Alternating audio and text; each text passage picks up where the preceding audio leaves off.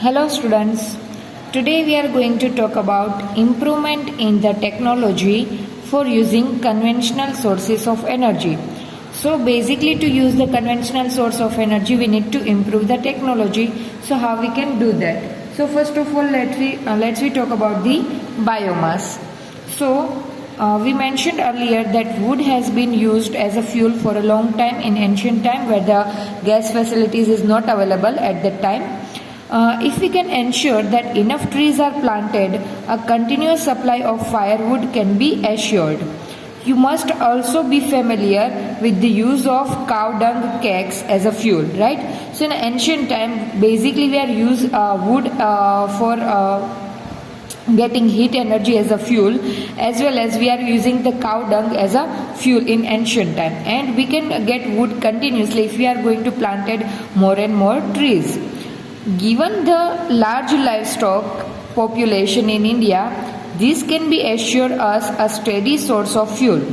Since these fuels are plant and animals product, the source of these fuels is said to be biomass, right? Why it can be considered as the biomass? Because the fuel source is plant and animals, and that is the reason it can be considered as the biomass. Bio means living component, right? Okay, so plant and animal both are living component, that is considered as biomass.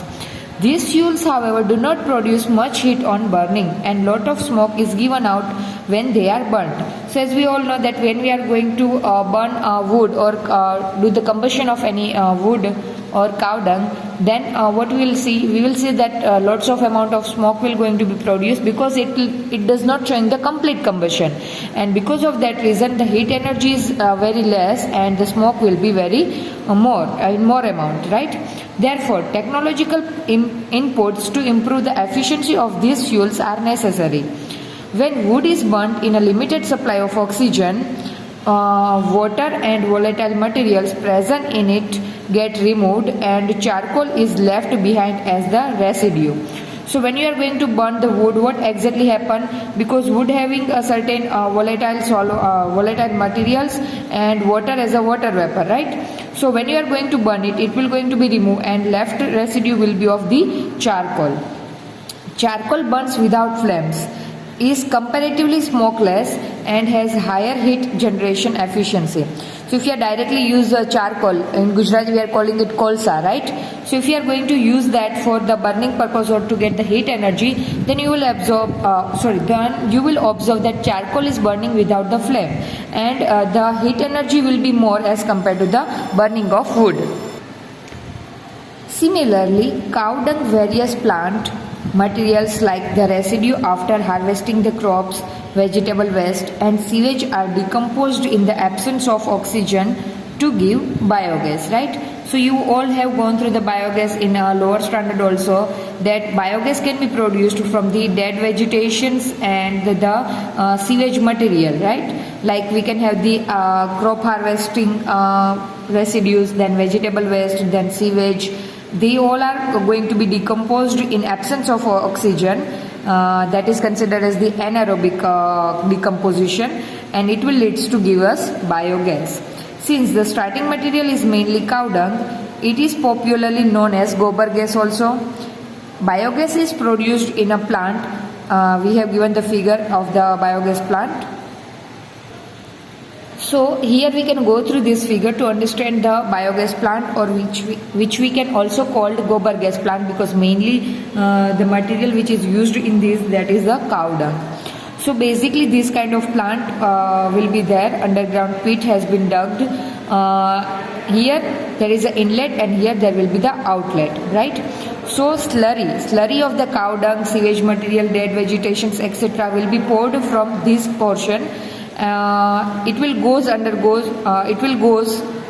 underground, and the decomposition will going to be takes place in absence of oxygen, because here you can see all the side the plant will be pegged, so that is not getting that much amount of the oxygen, so there is a lack of oxygen. The decomposition will start going to be takes place and the gas will be generated, and that gas can be taken out from this gas outlet. So let's understand the theory. The plant has a dome-like structure built with bricks. So with the help of brick we can build a dome-like structure. A slurry of cow dung and water is made in the mixing tank from where it is fed into the digester. So it can be considered as the digester tank and it can be considered as the inlet, right? So from here the slurry will going to be inlet into the digester tank. Now the digester is sealed chamber in which there is no oxygen. As I told you, this all the outlet will be sealed out, so there will be no oxygen. So anaerobic microorganisms that do not require oxygen decompose or break down complex compounds of the cow dung slurry, and it takes a few days for the decomposition process to be complete and generate gases like methane, carbon dioxide, hydrogen and hydrogen sulfide. And these all gases can be considered as the biogas. The biogas is stored in the gas tank above the digester, from which they are drawn through pipes for use. So here you can observe in the figure that the gas will going to be produced. It obviously lighter in weight, so it will goes upward from the gas outlet which is connected with the pipeline. It will directly transport it where it need to be used. So biogas is an excellent fuel as it contains up to 75% of methane, and methane showing a complete combustion, it is very good combustible substance. So it burns without smoke, leaves no residue like ash in wood, charcoal and coal burning. So it is very good source of burning because it will shows the complete combustion. It does not create any smoke and it will not leave the residue just like wood, charcoal and coal. Its heating capacity is high. Biogas is also used for lighting. For generating light also biogas we can use. The slurry left behind is removed periodically and used as excellent manure. So whatever the slurry left after the decomposition, whatever the slurry left, it will going to be taken out and it can be used as a manure to reach the nitrogen and phosphorus in the soil.